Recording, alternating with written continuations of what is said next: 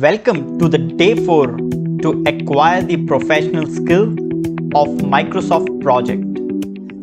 Duration of any project is defined by the available working time.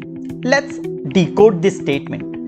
In any project within a year, the total days are 365 and in each day we have 24 hours. So we can say that in any project in a year we have 8,760 working hours. But this statement is not practical because we haven't considered the practical scenario, because in every year there are not 365 days. We have to deduct the Sundays or the non-working days. We have to deduct the holidays, and in each hour of a day we do not work, so we have to deduct the non-working time. So we have to define this working hour in any scheduling tool before we can start developing the project. Defining these working hours becomes very crucial to estimate the project duration. Types of calendar in Microsoft project.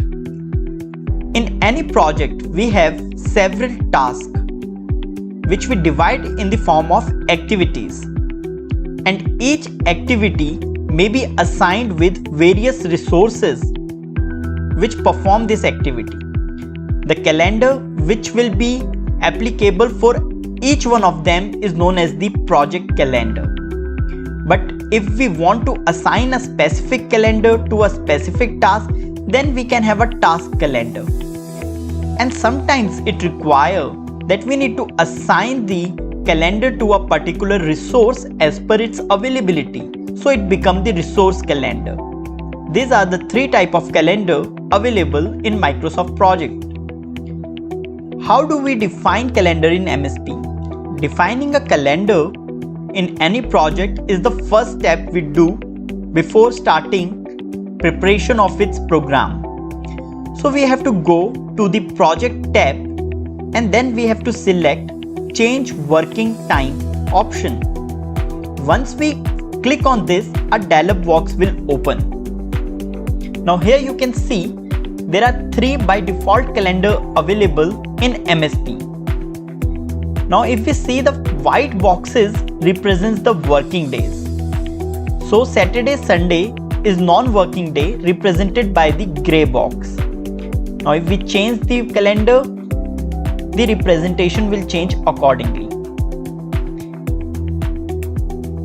The standard calendar have Saturday, Sunday as a non-working days, and then there are exception days. Now let us create our own calendar for the project as per the project need. We can rename the calendar. Let's rename it to sample project calendar. Now the first thing that we want to change is the working hours. From Monday to Saturday we want to make it working hours based on Indian conditions. So we will go to work week, we will select details, and then we will select from Monday till Saturday, and then we will select the third option to set specific working hours of these days. Now let us consider the working hours from 9 AM in the morning till 1 PM in the afternoon, and then 1 hour lunch break, and then from 2 PM in the afternoon till 8 AM in the night as the working hour of the construction site. Now you can see this change has been made to each of these days in a week, and Sunday we have considered as a non-working day. Now let us see how to define a holiday. Now suppose you want to define a holiday, then you will go to the exception and then you will double click it to put more details. Now we want 15th August of every year to be a holiday. So what we have to do is to use the recurrence pattern yearly, and then based on the duration of the project we can select that for how many years this holiday is to be repeated. Now once this is been done, we can click OK, and now you can see the representation of the holiday is coming out to be in blue in color. Similarly you can define other holidays. But what if you want to define a second Saturday as a holiday, that is a recurring holiday which have certain pattern? Now here you can again select the option recurring pattern as monthly and second Saturday of every month as a holiday. Now this option is available in the MSP. This option is not available in the Primavera, making MSP more user friendly when it's come to defining the project time and setting a calendar. And in this way we can define every second Saturday of a particular year or the duration of the project as the holiday. Now you can see every second Saturday is defined as the holiday in this project. Now suppose there is a particular week in which we want to follow some different working times. In that, you can go to the work week, you can define the week in which there will be a different working hours, and then you can select that particular week and then we will begin to edit it. Now suppose November we face NGT ban in Delhi. So we can define a particular week as a half working day week. So all we have to do is to define a week and then we have to change the working days. So we will reduce the working hours and make it half working days, and you can see the representation on the calendar. Now you are well equipped with the knowledge of calendar in Microsoft Project.